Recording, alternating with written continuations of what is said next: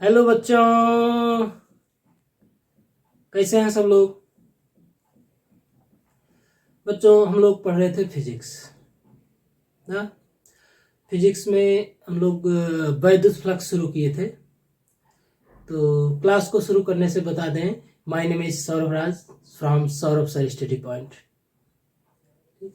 तो दोस्तों हम लोग फ्लक्स पढ़े थे ना। तो फ्लक्स का मान निकालना हम लोग देखे थे। फ्लक्स की वैल्यू क्या आई थी, phi equals to integration E dot D S. इसकी वैल्यू हम लोग क्या लिखे थे, phi equal to E S cos theta आया था। अगर विद्युत क्षेत्र सदिश रूप में दिया हुआ होता था तो हम फ्लक्स निकालने के लिए कौन सा फार्मूला यूज करते थे, ई डॉट एस। ठीक, आपको ये फार्मूला ई डॉट एस न लिख करके कभी कभी हो सकता है ऐसा भी देखने को मिल जाए, ई डॉट ए। क्योंकि यहाँ पर एस हो या ए हो, दोनों क्या है, पृष्ठ क्षेत्रफल। दोनों क्या है, पृष्ठ क्षेत्रफल है। क्या है दोस्तों, पृष्ठ क्षेत्रफल। तो ए दिया हो एस दिया हो, उससे कोई फर्क नहीं पड़ने वाला। आप अपने हिसाब से समझ करके चले ना। तो आइए इस पर देखते हैं एक छोटा सा नन्हा सा प्यारा सा क्वेश्चन, उसके बाद हम लोग आगे बढ़ेंगे ना। तो दोस्तों नोट्स बनाना आपका काम है, नोट्स आप बनाएंगे, क्वेश्चंस आप करेंगे ना। हम बोर्ड को ध्यान में रखते हुए आपके सिलेबस को कवर करने की कोशिश कर रहे हैं, जल्द से जल्द सिलेबस कवर हो जाए। क्योंकि आपका बोर्ड एग्जाम भी जल्द ही हो सकता है, क्लासेस थोड़ा सा लेट शुरू हुई हैं, इसलिए हम जल्दी सिलेबस कवर करना चाहेंगे। तो आप लोग नोट्स प्रॉपर बनाते चलें, क्वेश्चन सॉल्व करते चलें, और जो भी टॉपिक या जो भी फार्मूले डेरिवेशन न समझ में आए उसको आप कमेंट सेक्शन में कमेंट करके पूछ सकते हैं। नेक्स्ट वीडियो में हम उसको सलूशन दिया करेंगे। और साथ ही लाइक और शेयर करना ना भूलें। ठीक, वीडियो को सब्सक्राइब ना किए हुए हैं, चैनल पे नए हो आप तो वीडियो को सब्सक्राइब करें। ठीक, साथ ही साथ कमेंट भी करते रहा करें। ठीक, आइए दोस्तों देखते हैं क्वेश्चन क्या पूछा है ना। तो क्वेश्चन में कह रखा है कि किसी पृष्ठ के समांतर विद्युत क्षेत्र equals to 3i cap 4j cap 2k cap तथा yz तल का विद्युत क्षेत्र 100 सेंटीमीटर स्क्वायर, तो पृष्ठ से सममित फ्लक्स का मान ज्ञात करें ना। तो आइए दोस्त देखते हैं क्वेश्चन कैसे सॉल्व होगा। आइए जल्दी से देखते हैं, अपने को वैल्यू का दिया है। ठीक, तो दोस्तों यहाँ पे वैल्यू दे रखा है ई की ना। तो ई की वैल्यू आपको क्या दिया है, E equals to 3i cap plus 4j cap plus 2k cap. ठीक दोस्तों ना। उसके बाद आपको yz तल का क्षेत्रफल ना, yz तल का क्षेत्रफल, yz तल का क्षेत्रफल आपको दे दिया है 100 सेंटीमीटर स्क्वायर ना। यानी कि हम लिख सकते हैं s equals to 100 centimetre square. इसको आप मीटर में बदल सकते हैं दोस्तों। कैसे बदल सकते हैं, क्योंकि एक सेंटीमीटर इक्वल्स टू होता है 10 के पावर माइनस 2 मीटर ना। तो यहाँ हम स्क्वायर है तो स्क्वायर में रख देंगे, तो क्या आ जाएगा 100 इंटू 10 के पावर माइनस 2 का स्क्वायर मीटर स्क्वायर ना। या इसे रख दीजिए मीटर का स्क्वायर। तो दोस्तों एस की वैल्यू क्या आ जाएगी, 100 इंटू 10 के पावर माइनस 4 मीटर स्क्वायर। ये आ गया आपका एस के वैल्यू ना। लेकिन क्वेश्चन को सॉल्व करने में एक थोड़ी सी प्रॉब्लम आएगी। प्रॉब्लम क्या आएगी, आपका ये जो वैल्यू दिया है सदिश रूप में दिया है, ये वैल्यू जो है अदिश केवल परिमाण दिया हुआ है। तो अब दोनों को हम कैसे सॉल्व करेंगे ना। तो दोस्तों आप एक काम यहाँ पर ये करेंगे, पहले काम क्या करेंगे, इसको सदिश रूप में बदलें ना।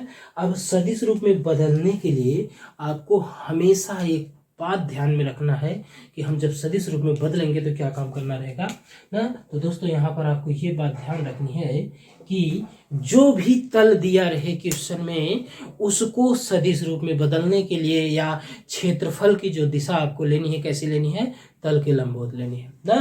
कैसे, तल के लंबवत लेना है। जैसे आपका ये इस तरीके से तल दिया हुआ है, इसके लंबवत लेके चलेंगे ना दोस्तों। तो देखिए आपका ये तल यहाँ से दिया हुआ है, इसका लंबवत तल ये आपका क्षेत्रफल हो जाएगा। विद्युत क्षेत्र ऐसे दिया है तो थीटा अगर कभी जरूरत पड़ी तो 0 हो जाएगा ना। तो तल के लंबवत। तो अब आपको यहाँ पे कौन सा तल दे रखा है, yz तल दिया है। कौन सा तल, yz तल ना। तो आइए देखते हैं हम तल का मतलब। आपका ये x अक्ष है, और ये वाई अक्ष है और ये जेड अक्ष है।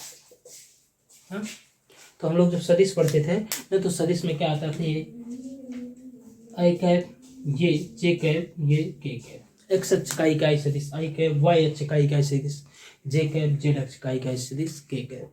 हाँ, तो हमें अब देखना है क्या, किसका लंबोत्तल लेना है ना दोस्तों, किसका लंबोत्तल लेना, हमें वाई जेड तल का लंबोत्तल ना, तो वाई जेड तल, तो देख लीजिए वाई, ये तीनों आपस में 90 अंश होते हैं ना। इनको ये जो जेड अक्ष बना हुआ है इसको बोर्ड पे बनाना है नहीं, वास्तव में ये जो आपका ये 3D चित्र है ना, तो 3D चित्र है तो ये कुछ इस तरीके से बना हुआ होता है ना।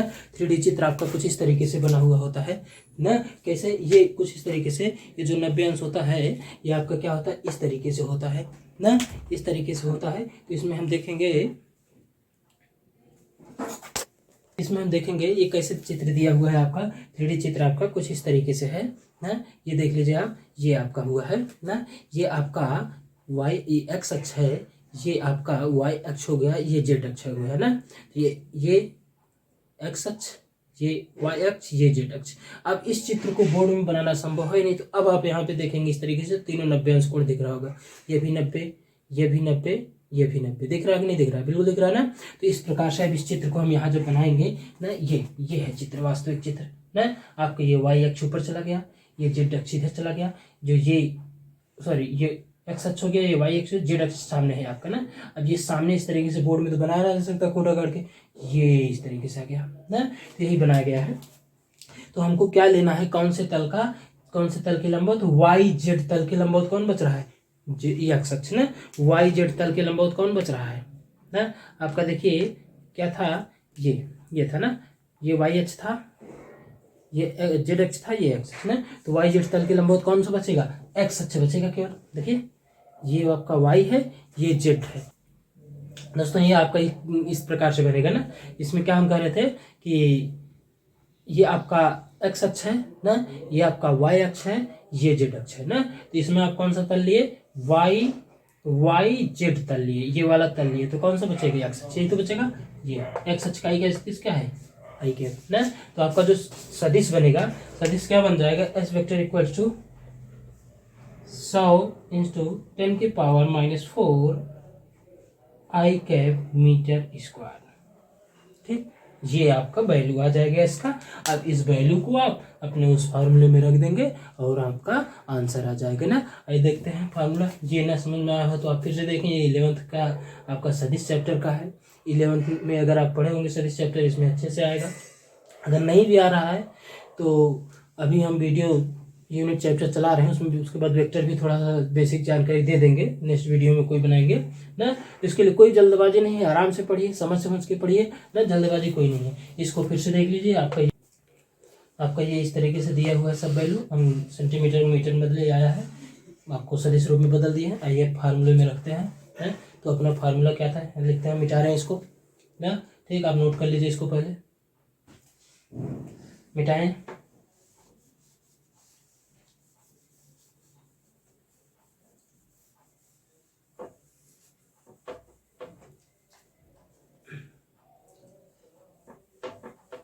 हाँ, तो वैल्यू याद करा दीजिएगा।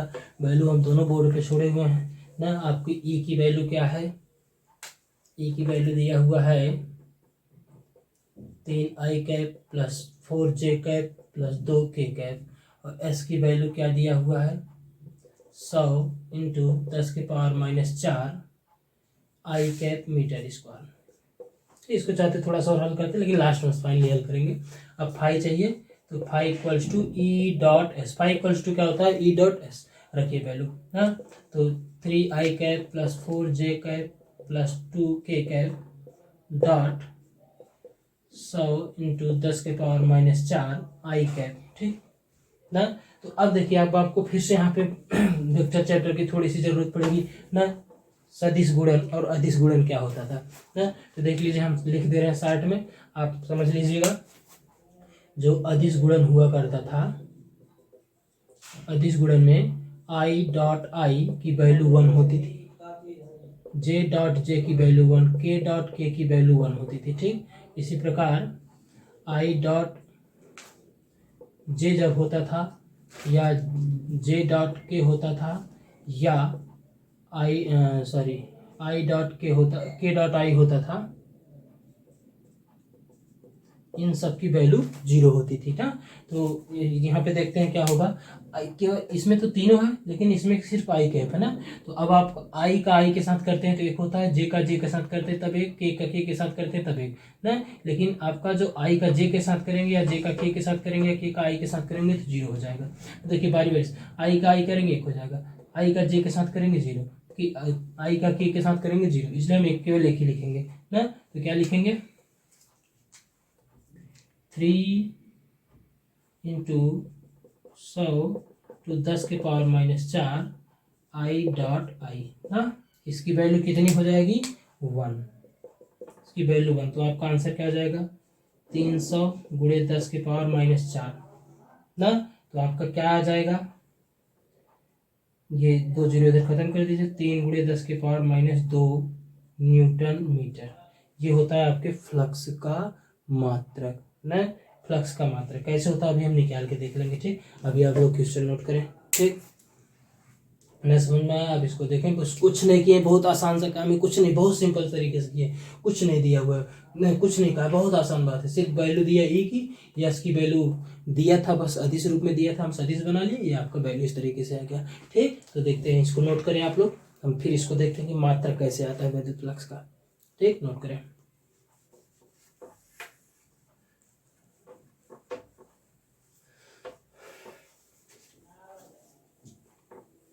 हाँ तो दोस्तों मात्रक हमको देखना था ना कि वैद्युत फ्लक्स का मात्रक, वैद्युत फ्लक्स का मात्रक ना, वैद्युत फ्लक्स का मात्रक क्या होगा।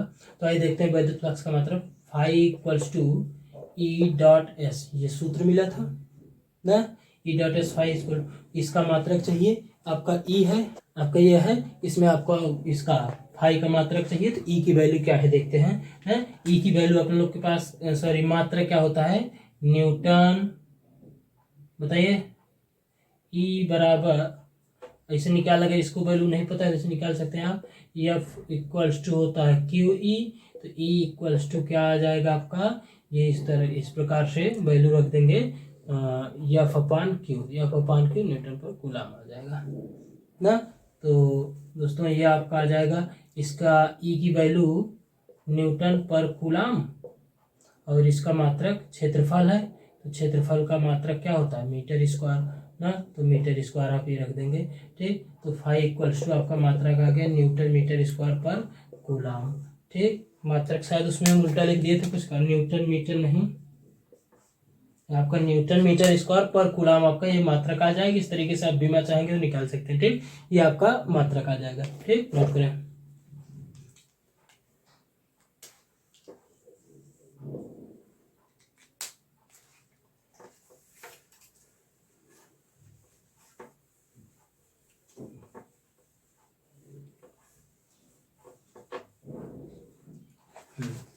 तो आइए अब आगे देखते हैं हम लोग, गॉस का प्रमेय शुरू करते हैं। बहुत इंपॉर्टेंट, बोर्ड एग्जाम के पॉइंट ऑफ व्यू से, कंपटीशन के लिए, जेई हो या नीट हो, आपका जो भी हो, हर एग्जाम के लिए आपके पॉइंट ऑफ व्यू से ये गॉस का प्रमेय बहुत इंपॉर्टेंट है। गॉस या गाउस का नियम,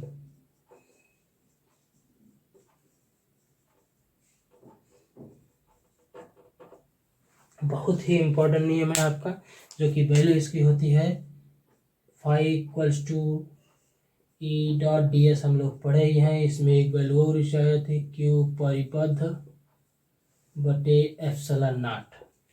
यही है आपका गॉस का प्रमेय। परिभाषा देखते हैं इसका,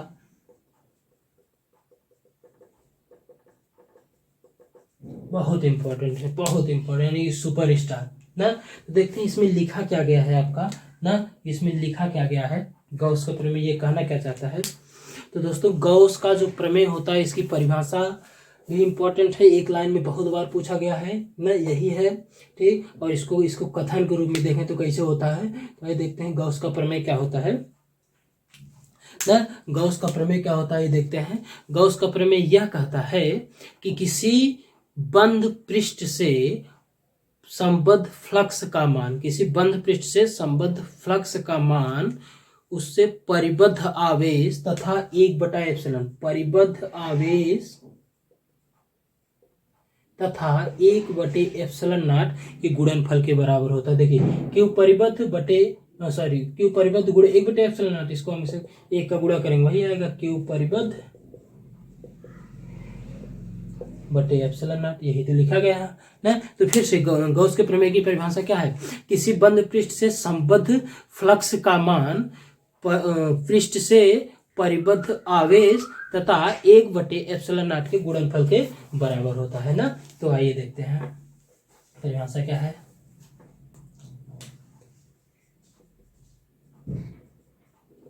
किसी बंद पृष्ठ से परिबद्ध, किसी बंद पृष्ठ से संबद्ध या गुजरने वाला भी कभी कभी कहा जाता है, संबद्ध फ्लक्स का मान पृष्ठ से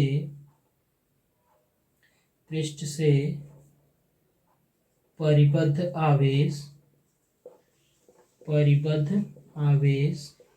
तथा 1/ε0 के गुणनफल के बराबर होता है। अब देखिए यहाँ पे क्या कहा है, किसी बंद पृष्ठ से संबद्ध फ्लक्स का मान पृष्ठ से परिबद्ध आवेश तथा 1/ε0 गुणनफल के बराबर होता है। अब यहाँ पे देखिए ये भी आपको कभी कभी अलग अलग भाषा में अलग अलग वैज्ञानिक अलग अलग टीचर आपको कुछ अलग अलग रूप में तो थोड़ा सा लैंग्वेज में लगे। जैसे यहाँ लिखा किसी बंद पृष्ठ से संबद्ध फ्लक्स का मान पृष्ठ से परिबद्ध आवेश तथा 1/ε0 के गुणनफल के बराबर होता। आपको ऐसा भी लिखा हुआ मिल सकता है कि किसी बंद काल्पनिक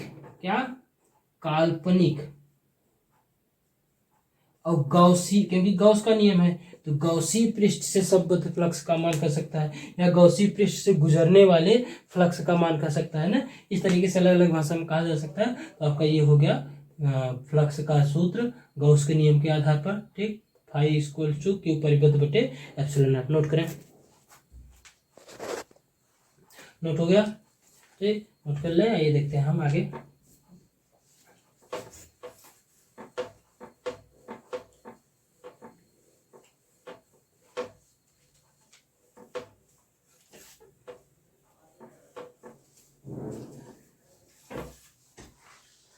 हाँ, आपका गॉस प्रमेय दोस्तों बहुत ही इंपॉर्टेंट है, इसको सीरियसली लीजिएगा, कोई मजाक वाली बात नहीं है। जल्दबाजी करके ना पढ़िए, लेकिन हाँ आसानी से और समझ करके पढ़िए। बहुत ही इंपॉर्टेंट टॉपिक है, हम धीरे धीरे पढ़ेंगे इसको। इसके एक वीडियो में नहीं कवर होगा, इसको 3 वीडियो 4 वीडियो 2 वीडियो जितने में होगा हम धीरे धीरे, बहुत मतलब इसमें कोई जल्दबाजी की बात नहीं, जल्दबाजी नहीं करिएगा। ठीक, तो हम आसानी से पढ़ते हैं।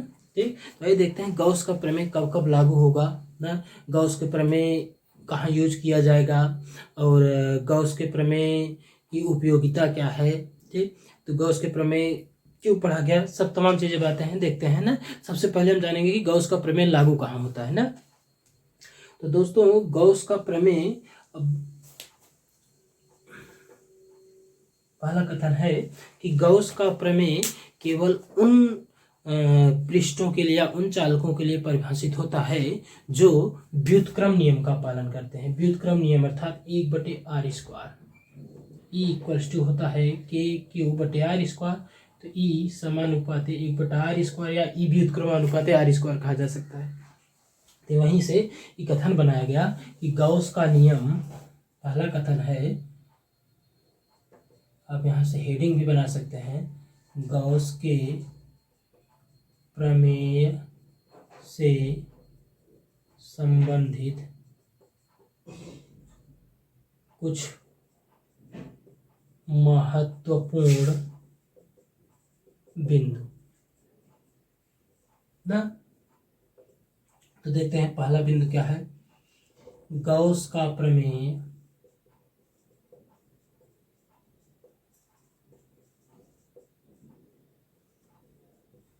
केवल उन पृष्ठों या चालकों के लिए सत्य होता है या मान्य होता है, जो व्युत्क्रम नियम का पालन करते हैं। अर्थात आप यहां से कह सकते हैं E inversely proportional to R square. Gauss का नियम केवल उन पृष्ठों या चालकों के लिए सत्य होता है या मान्य होता है जो व्युत्क्रम नियम का पालन करते हैं। आपका पहला कथन है। दूसरा इसमें कहा गया है व्युत्क्रम नियम है जो विद्युत क्षेत्र दिया हुआ है। दूसरा नियम, दूसरा बिंदु आपका यह है कि गॉस या गॉसियन पृष्ठ से संबद्ध फ्लक्स का मान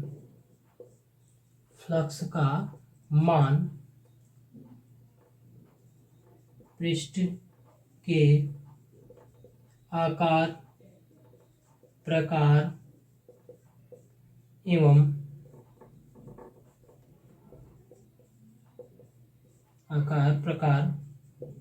एवं पृष्ठ के अंदर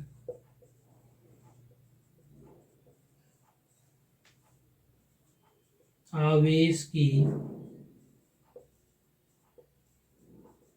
स्थिति पर निर्भर नहीं करता है।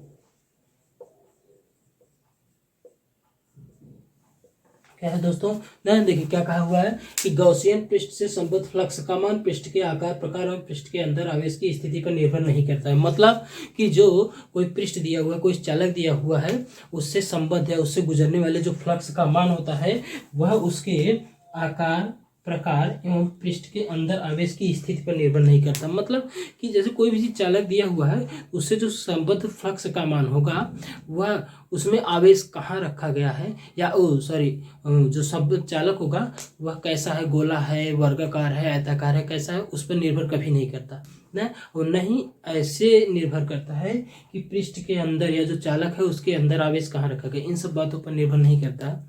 मतलब हम देखते हैं कैसे क्या है ना। इसमें इसको आप नोट करें, इसको नोट करें, हम देखते हैं कि इसका मतलब क्या है। आगे मिटाए तो फिर चित्र बना के देखते हैं ना क्या मतलब है इसका।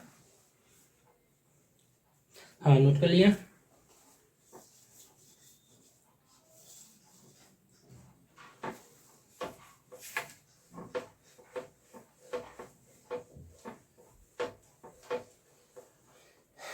इसका मतलब है आपका दूसरे पॉइंट का, कोई चालक है इस प्रकार है, बड़ा है, ये है, स्मॉल आर त्रिज्यक है, छोटा है या बड़ा है,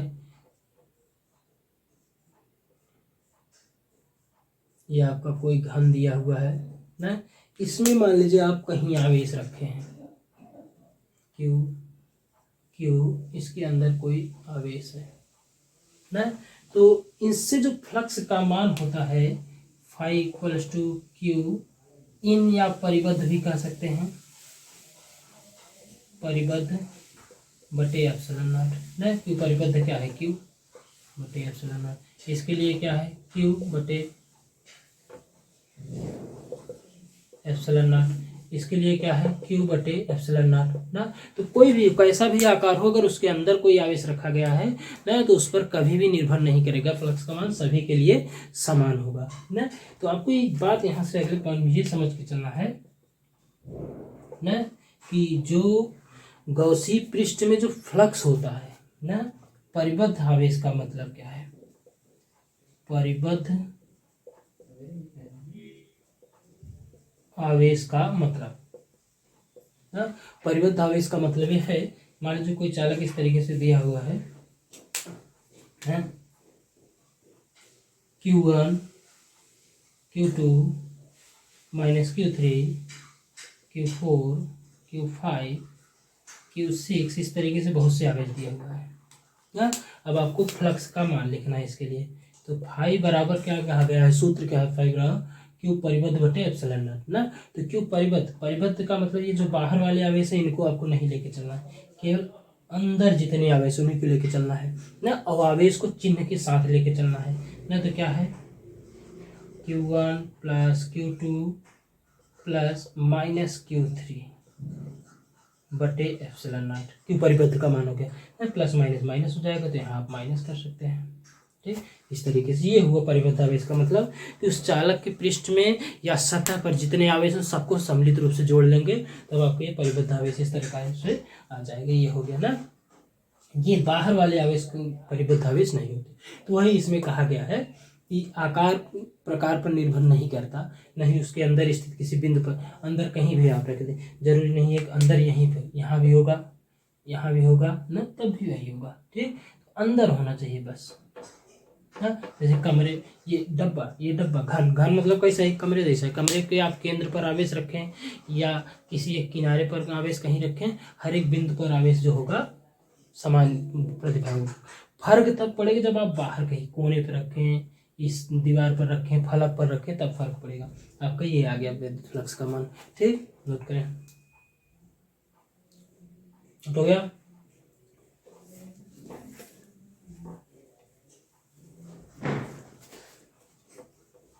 हाँ, तो दोस्तों इसके आगे हम देखते हैं नेक्स्ट पॉइंट है आपका यहाँ से कि जो चालक है उसके अगर किसी कॉर्नर वाले बिंदु पर रखा गया है ना, यानी ये कह सकते हैं कि गॉसियन पृष्ठ से संबद्ध फ्लक्स का मान, गॉसियन पृष्ठ से संबद्ध फ्लक्स का मान चालक या पृष्ठ के सतह पर उपस्थित आवेश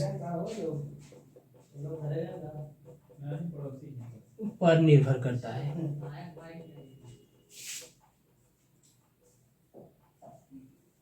क्या कहा गया है कि गॉसियन पृष्ठ से संबद्ध फ्लक्स का मान चालक पृष्ठ के सतह पर उपस्थित आवेश पर निर्भर करता है। जैसे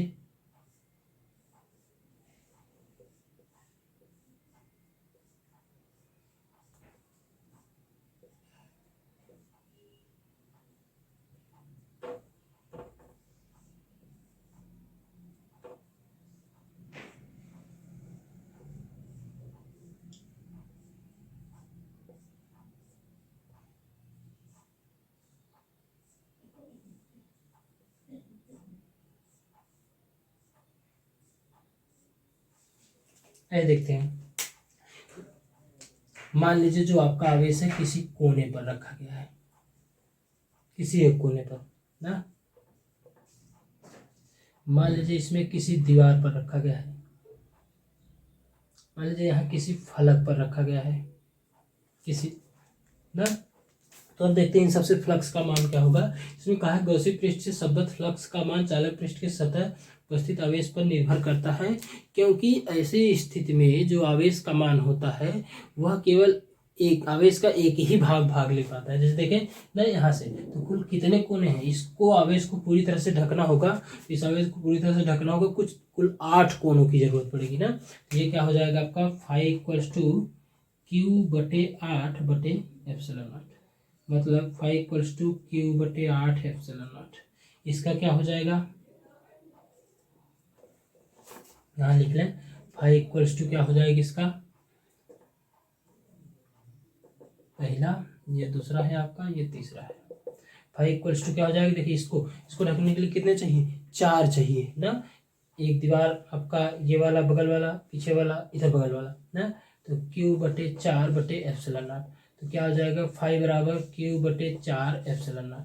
इसका क्या आ जाएगा 5 = Q/2 एप्सिलॉन नॉट, यानी कि Q/2 एप्सिलॉन नॉट आपका ये आंसर आ जाएगा। इस तरीके से आप किसी भी चालक से संबद्ध फ्लक्स का मान निकाल सकते हैं। ठीक, ना। ये आप इस प्रकार से किसी भी चालक को दे दें, आप उसमें देख लें कि आवेश कितनी हिस्सेदारी, आवेश की कितनी हिस्सेदारी है, ये इसको देख के चले आप आसानी से फ्लक्स का मान निकाल सकते हैं। नोट करें।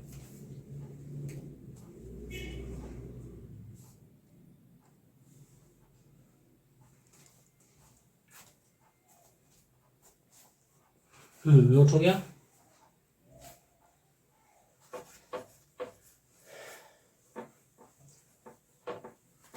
आराम से समझ समझ के पढ़ते चले, नोट्स बनाएं।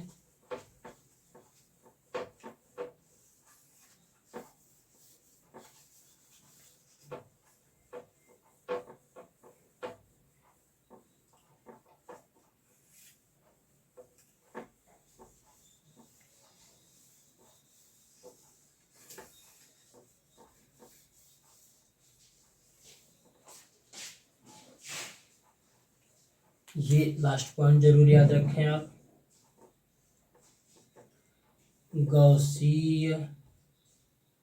गॉसियन पृष्ठ में फ्लक्स का मान, या सीधा सीधा रख लें कि गॉसियन पृष्ठ में आवेश को सदैव चिन्ह के साथ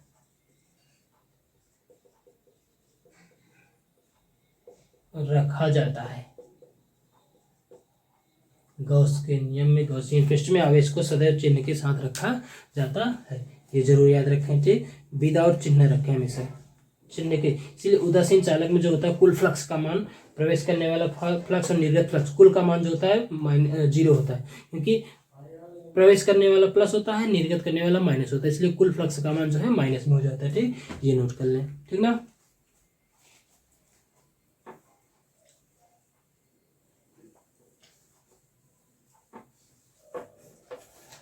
हाँ दोस्तों, गॉस का प्रमेय आपका बहुत ही इंपॉर्टेंट है, आपको पहले ही बता दिए ना।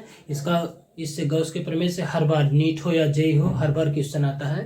तो आपका ये वीडियो, मतलब जो हम लोग फिजिक्स पढ़ रहे हैं, आपका कंपटीशन के लिए भी बहुत इंपॉर्टेंट है। इसमें जो बेसिक कंपटीशन में हो क्या हो रहा, शुरू से जितने बेसिक चीज़ें बता रही हैं आपका बोर्ड के लिए है ना। कुछ क्वेश्चन जो थोड़ा बहुत हो जा रहे हैं, और उसके बाद आपका जो फार्मूले इंपॉर्टेंट बताए जा रहे हैं, ये सब कंपटीशन के पॉइंट ऑफ से भी, यानी कि नीट और जेई के लिए भी बहुत ही इंपॉर्टेंट है ना। तो इसको आप देखते चलें। अब हम आगे क्या पढ़ेंगे, गॉस के नियम का अनुप्रयोग। गॉस के नियम का अनुप्रयोग, एप्लीकेशन ऑफ गॉस लॉ।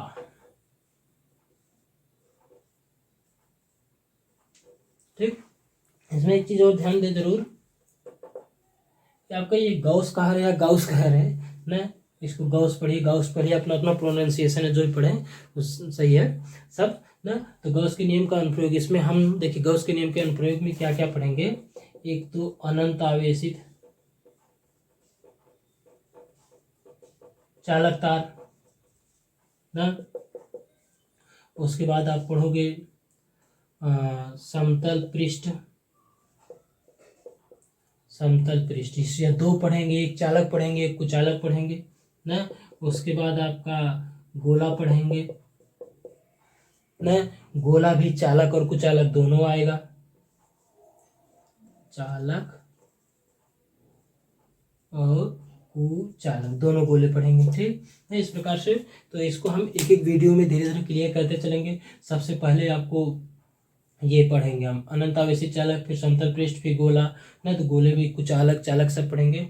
इस प्रकार से जो आपका गॉस प्रमेय होगा, इसकी कम से कम 3 वीडियो होंगे या 4 वीडियो होंगे ना, इतने में आपका कंप्लीट होगा गॉस प्रमेय। इसलिए वीडियो को जरूर से जरूर देखें ना, जुड़े रहें लगातार हमेशा, क्योंकि एक ही अगर आप बेसिक पढ़ लिए ना, या एक वीडियो पढ़ ले फिर बीच से पढ़ेंगे तो समझ नहीं आएगी। इसलिए वीडियो से जरूर जुड़े रहें ना, चैनल को सब्सक्राइब करके रखें।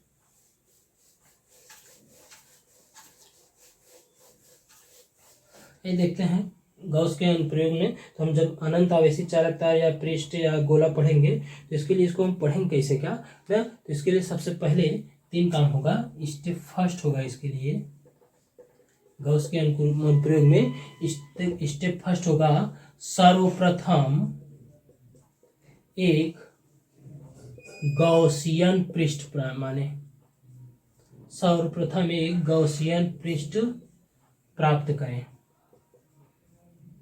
ना। फिर आपका जो स्टेप सेकंड होगा ना, आपका स्टेप सेकंड जो होगा, स्टेप सेकंड में क्या करें, गॉसियन पृष्ठ में गॉसियन पृष्ठ पर आवेश वितरित करें ना, गॉसियन पृष्ठ पर आवेश वितरित करें। फिर उसके बाद स्टेप थर्ड, वितरित आवेश के कारण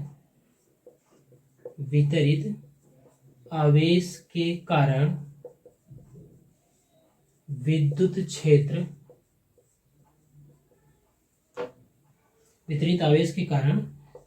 क्षेत्र प्राप्त करें ना।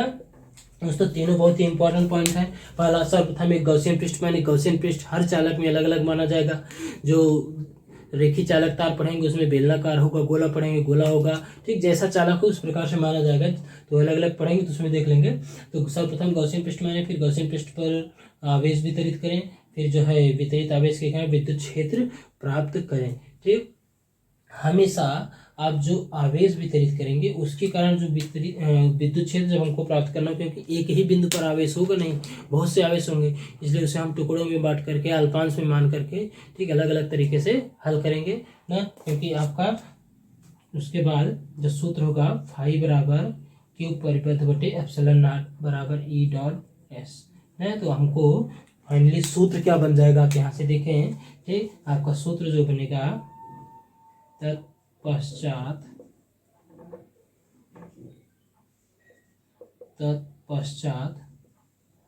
सूत्र ई डॉट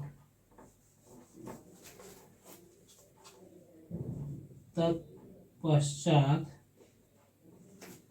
सूत्र integration E dot D S बराबर क्यू बटे एप्सिलॉन नॉट, क्यू परिबद्ध बटे एप्सिलॉन नॉट का प्रयोग करें ना। ये आपका इस प्रकार से हो जाएगा। ठीक, इसको नोट करें दोस्तों, इसको नोट रखें। इसके बाद नेक्स्ट वीडियो में हम लोग कंटिन्यू करेंगे अनंत आवेशित रेखी चालक तार के कारण विद्युत क्षेत्र तथा विभव। ठीक, तब तक के लिए धन्यवाद।